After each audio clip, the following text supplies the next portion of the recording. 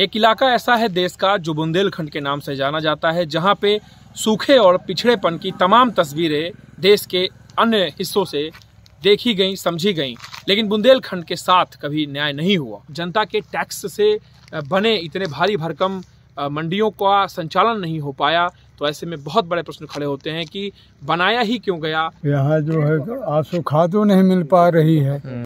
मजाक चल रहा है साहब, ये सब फालतू वाली चीज है। ये सरकार फालतू खर्चा करती है ना, जो है कहती है किसान का माल लेती है। ये तो तार आगे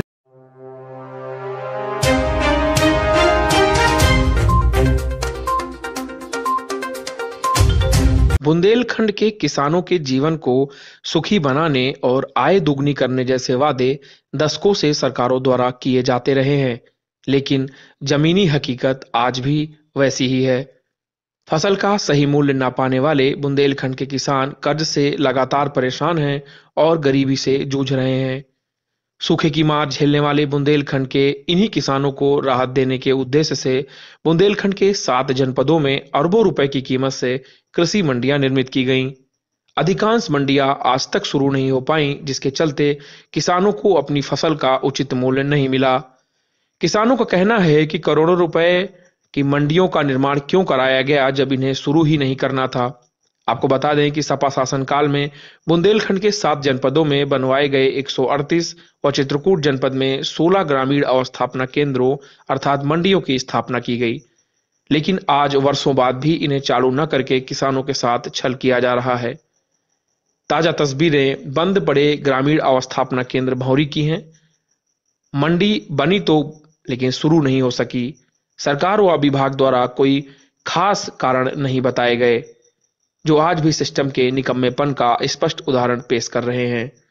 जनप्रतिनिधियों की इस विषय पर चुप्पी काफी कुछ कहती है, क्योंकि चुनाव के समय किसानों से वादे करने के बाद वोट तो ले लिए जाते हैं, लेकिन किसानों की स्थिति और उनके विषयों पर बात करने वाला कोई नहीं।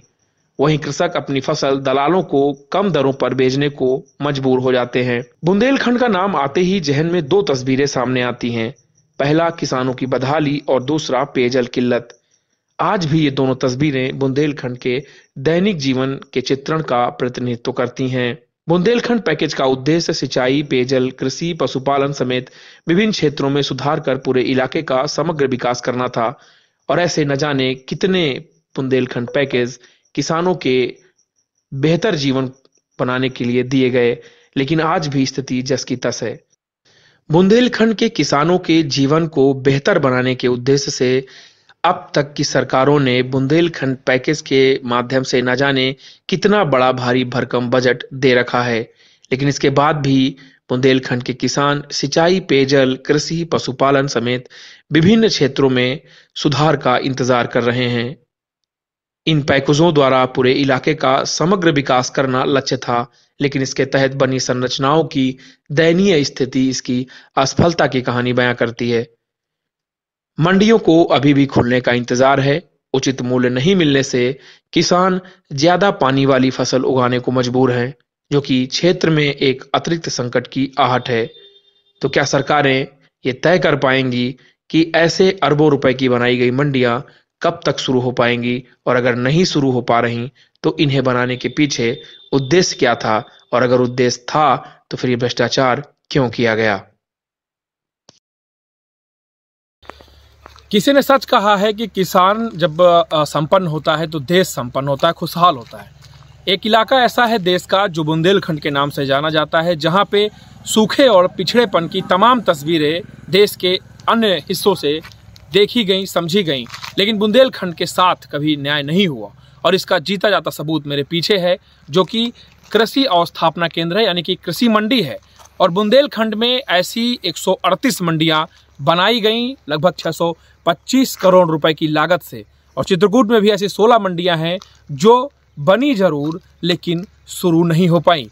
किसानों का यह भी कहना है कि अगर इतनी मोटी रकम से, भारी भरकम रकम से अगर निर्माण करना था तो पैसे बर्बाद क्यों किए गए, और अगर बर्बाद किए गए तो चालू क्यों नहीं हुई ऐसी मंडियां। ये बहुत बड़ा प्रश्न है। और ये जो मंडी है वो इस समय भौरी की है। ग्रामीण अवस्थापना केंद्र भौरी का जो नज़ारा मैं आपको दिखा रहा हूं, आपको ये जानते हुए बहुत अचरज होगा कि ये मंडी बहुत पुरानी नहीं, 2015 की, यानी कि समाजवादी सरकार द्वारा इस मंडी का निर्माण, ऐसी तमाम मंडियों का निर्माण कराया गया था किसानों को उचित मूल्य दिलाने के लिए, उनकी फसल का उचित मूल्य उन्हें दिया जा सके, इस दिशा में ऐसी मंडियों का निर्माण हुआ था।